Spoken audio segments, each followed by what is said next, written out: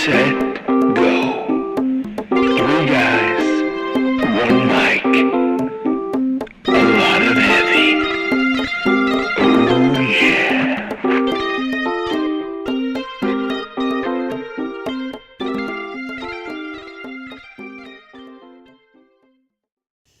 Hello, everybody. I'm Geoff Crenshaw, And this is Ben Eastman. and you're listening to Heavy Set Go.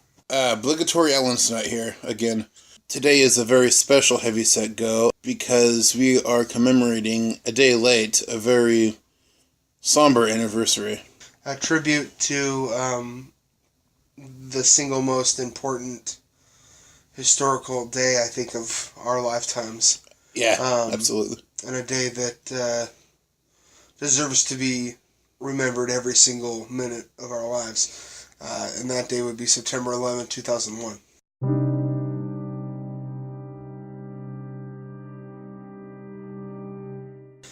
So, I remember that day pretty well, actually. And I remember waking up in the morning, and usually my routine, I was in 5th grade at the time. I would come down the hall. Usually my mom would already have been up and, ready for work. Because she usually either took me to school or I took the bus, and usually we went around the same time. Mm-hmm.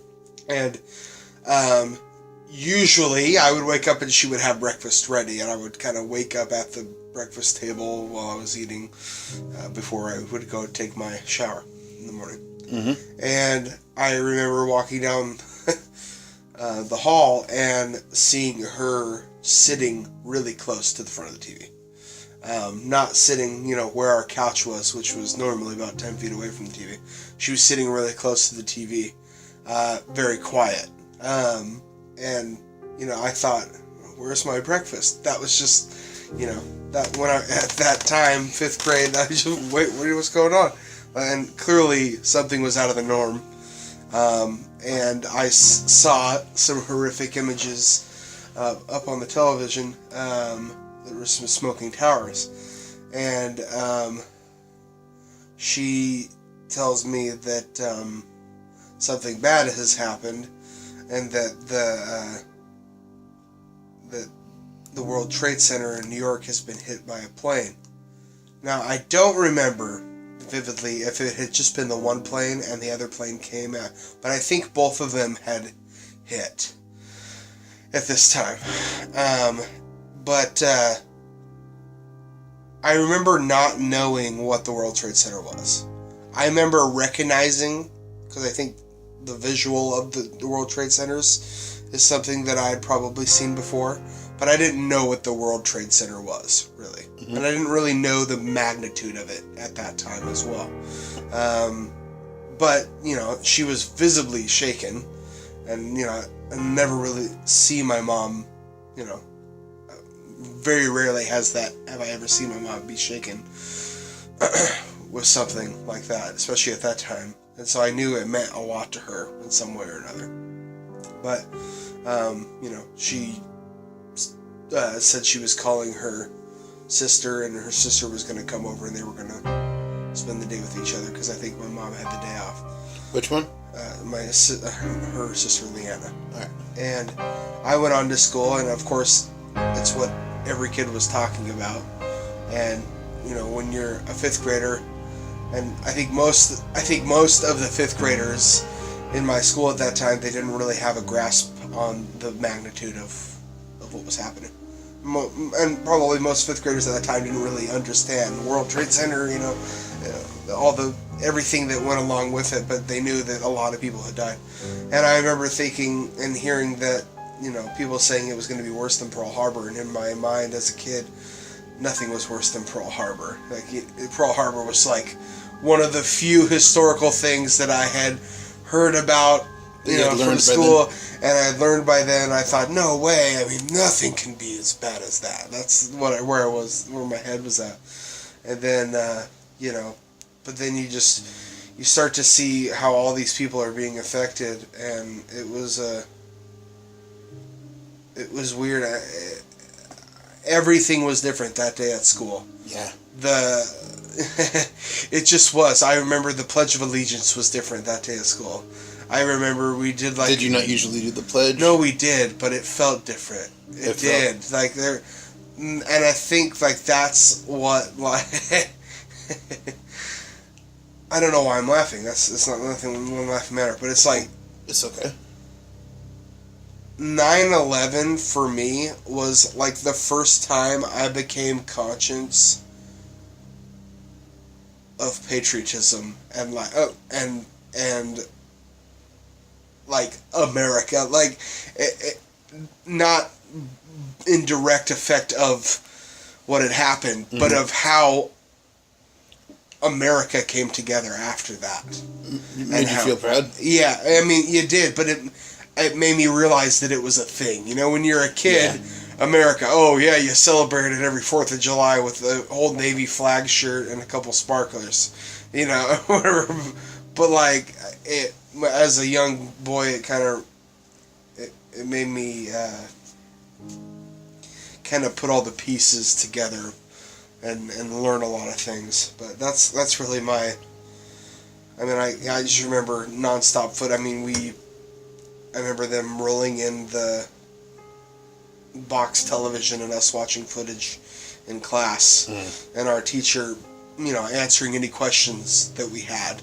Because, of course, young kids, we're 5th graders, we all had questions. Why would someone do this, you know? Who did this? You know, are these people's family? You know, there's just so many. Do you remember who was in that class with you? No. I remember the teacher was Mrs. Hendren. I don't vividly remember my classmates, unfortunately. I remember exactly where that class was. I remember how certain things looked then, but... Well, it's been 15 years. Yeah, it's been 15 years. I mean. So it's...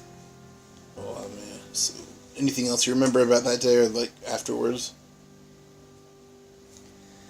Well, I just remember my mom and my aunt crying when I came home from school. And, you know, I didn't cry that much when I was young. But you can see, based on how others reacting, is kind of how I set my gauge for, you know, realizing how bad it was. And I don't think I had actually seen the footage of the plane hitting until many years later in high school. We had watched something that referenced it, and God, I can only imagine having been in that city. I couldn't even imagine. It's terrifying. I don't know why I'm mentioning this, but I think it's important for some reason. I remember the last day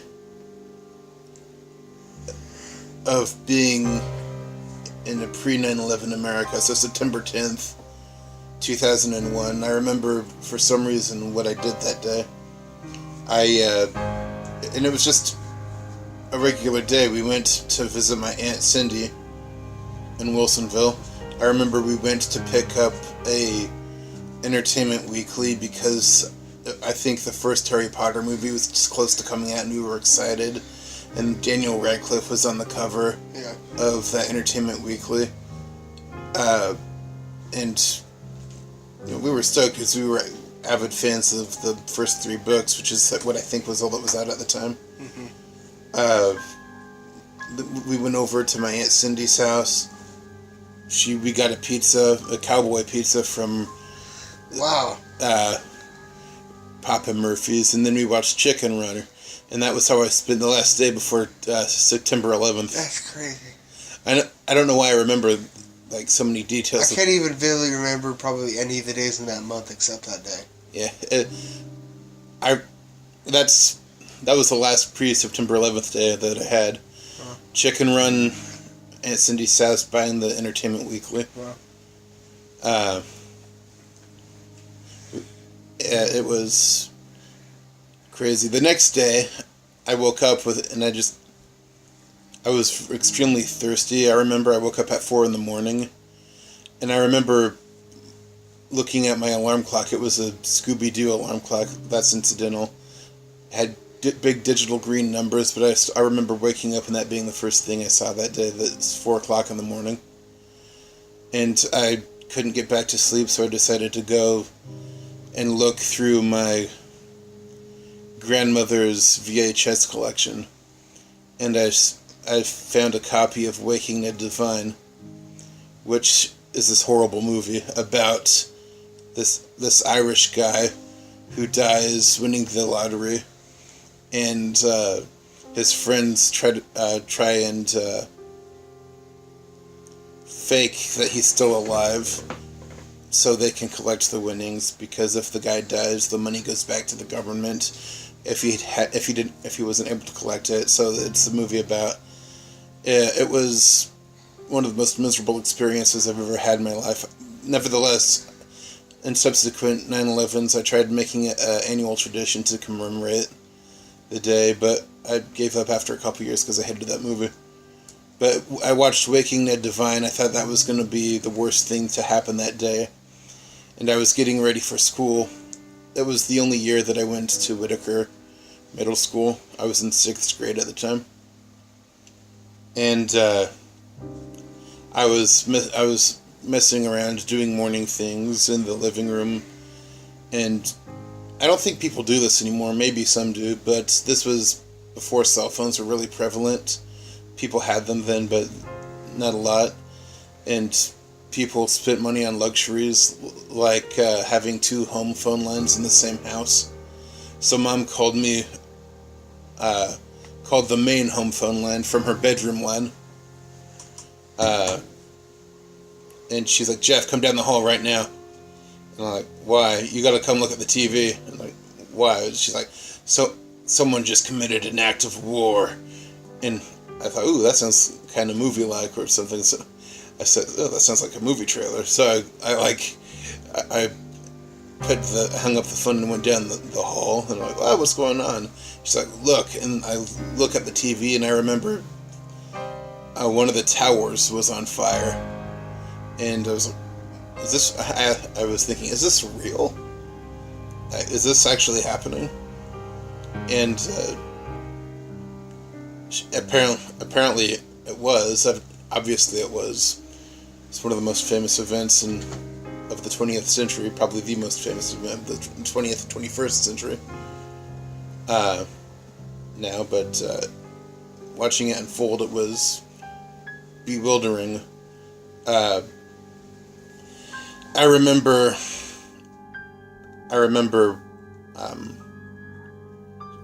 watching. I don't remember if I saw people jumping out. I don't remember if I saw people jumping out of the buildings or not at the time. But if I'm not mistaken, when I was looking at the TV in her room, I think I may have seen the second plane crash into the second tower. But I can't remember if I did or not, because it was 15 years ago. But what I do remember is I had to leave for school. We had to leave for school early. Oh, no. Before that, I remember coming out, and by this time my grandma Kathy had gotten up, and she was watching the TV, and she had these tears in her eyes because she was worried about some cousin or another that lived out there. I've never met him, but apparently we had a cousin that lived in New York City and worked near there, and she was afraid that he may have been hurt or killed or something. So she was like in tears, and I think she tried calling his mother to try and figure out what was going on with him, but the phones weren't working because the circuits were busy. And I remember leaving for school that day.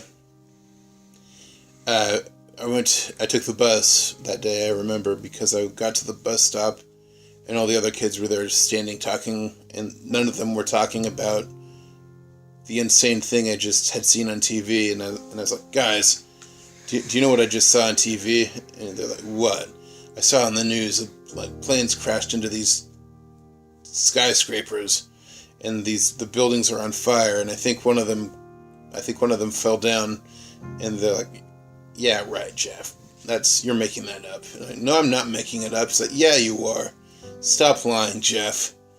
But when we got to school, everyone was talking about it, and in social studies class, we would watch this in-house TV station, and it was this news site that was produced somewhere. It's called Channel One News. It was a news channel, and it was produced for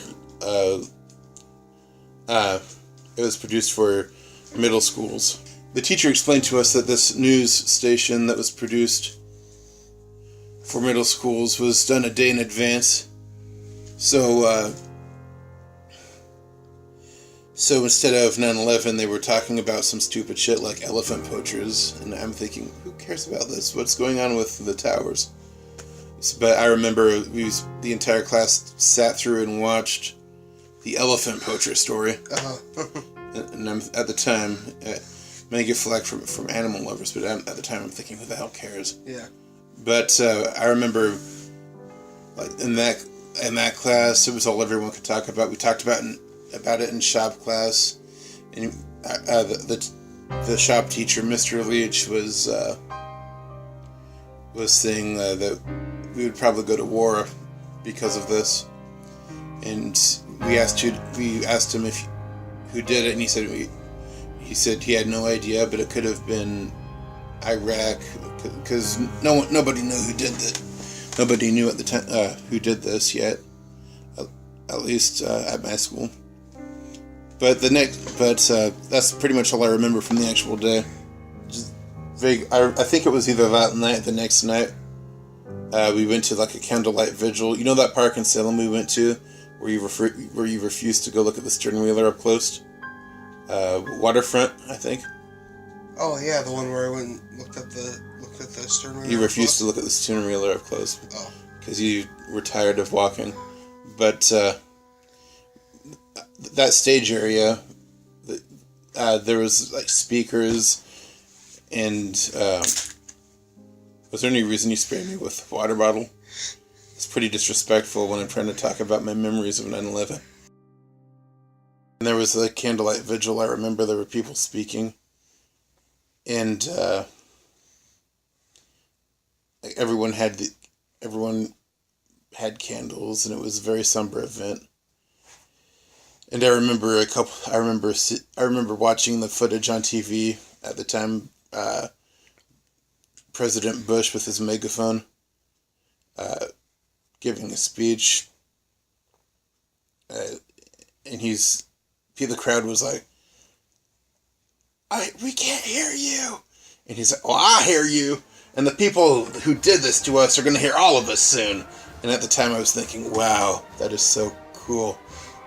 I don't remember that. I don't think I've ever seen that. You don't think you've ever seen that? No. The footage is on YouTube. It's like President Bush speaks at Ground Zero. Subsequent history like tarnishes that moment a little bit, but the promise of justice, at the time was something that was very cool to hear. But that's pretty much what I remember about 9/11. It was just a surreal day for me at the time. Mm-hmm. But what I remember even more is that entire genre of music that came out after 9/11. Mm-hmm. The Patriot Country. Yeah. Or the 9/11 Country. It started with that horrible... A lot of people loved the song. I don't know why. I always thought it was annoying. It was that "Where Were You When the World Stopped Turning" by Alan Jackson. That September day. Were you in the yard with your wife and children? Or I always preferred "The Angry American" by Toby Keith. I remember what song became really popular was an older song actually by Lee Greenwood. Proud to be an American? Proud to be an American. I remember that became really popular too. But there was like new songs that came out. Yeah. Because of 9/11. Definitely. I feel like I remember watching a tribute show that they had that had a whole bunch of artists playing songs with guests, hosts talking about 9/11 and how people could donate money to the families and relief fund and stuff. I remember watching something like that, and I also remember U2 doing the halftime show for the Super Bowl after that, which it was in February, so just a few months after it really happened. And I remember during a particular segment of the Super Bowl show, they showed the names of everyone who had passed on in 9/11, and they had the names scrolling, and it was all you could see, and it was a really powerful and beautiful moment of a tribute. 2,000 names. That's a lot. 2,000. How long did that take? Well, it was. I mean, they had this huge screen and all these things that it was being projected on during the whole entire song, which was probably 5-6 minute song. I forget what song it was, but it was awesome. DC 9/11 Time of Crisis. Who was the director?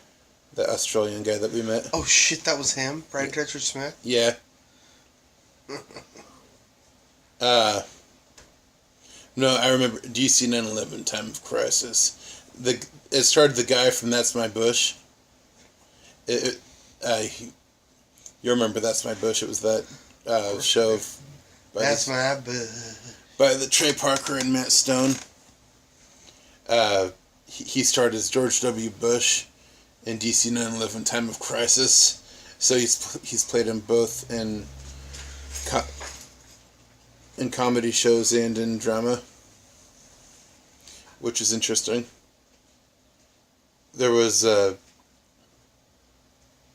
I loved the Oliver Stone movie. I think watching it's almost like reliving how 9/11 actually felt, at least for me. And it's Nicolas Cage, 9/11. It sounds like it could be a disaster. Well, it is a disaster movie. It's about 9/11, which was a disaster. But it sounds like it could be a disaster as a movie. The only thing it's been so long since I've seen it. Probably been. Came out in what? 02? 03? Which one? Not 02. Who am I kidding? Are you talking about, which film are you talking about? World Trade Center came out in 05. 06. 06. So was it in theaters that you last saw it? No, I've seen it, I think, twice since then. But it's been a while. The main thing that I remember from the movie was when they were trapped and they had kind of a dream of Jesus handing them a water bottle. You remember that visual? I do, yes. That's kind of the... I watched it yesterday. That's like the one thing I can vividly remember from the movie. Other than that, I don't remember much else. Oh, man. The thing I always remember most is the actual collapse scene. Clearly they're in the lobby of one of the towers, and they don't show the collapse from the outside like we've seen a million times in all the news footage. They show it from the inside, from the view of the lobby, and it's very intense. It's Nicolas Cage and Michael Pena and a group of Port Authority police officers, and there's like this loud rumbling, and someone comes over the walkie-talkie, "Get out of there! Get out of the building! Meet us outside!" And then the rumbling grows louder. Windows of like storefronts that were apparently in the World Trade Center, which I had no idea. It looks like there was a mall area there, but they start to break.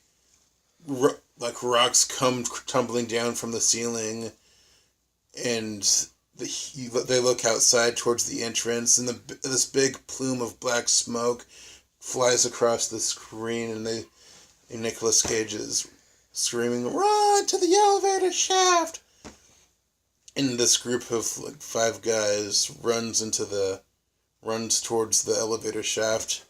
3 end up surviving the initial fall, but it's the concrete pillars that you see that are kind of supporting the tower. You see them just shatter as the Nicolas Cage and the rest of the group are running towards the shaft, and the way the collapse, like all these sturdy looking concrete and brick hallways just shatter like pottery.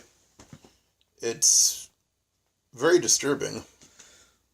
Man, I'd like to see that again. We should do a double feature like this, and the one I haven't seen in a long time is that Paul Greengrass one. Yeah. You showed it to me once, but I haven't seen it since. The only thing I remember is the final shot of the movie. Yeah. Where it's out the view of the cockpit window. It's about United 93, the guys that took their plane back, but sadly died. The only thing I remember is the final shot, which is... I don't think I have to give spoiler alerts here if you know what history is, but it's a shot that's out of the cockpit windshield, and it's just the Earth getting closer and closer, and that cuts to black, if I remember right. But yeah, like what else do you remember about that film? Well, I remember feeling a very intense feeling when that film ended. I think it's amazing that they were able to, through research and speaking with people's families and phone calls, kind of come up with a really great, story of what happened inside there. I think they may have had black box recordings as well. I'm not sure if the black box survived or not. But yeah, no, that was a great movie. Definitely. Absolutely. What else happens in the movie? I don't remember. We should watch that one again. Yeah.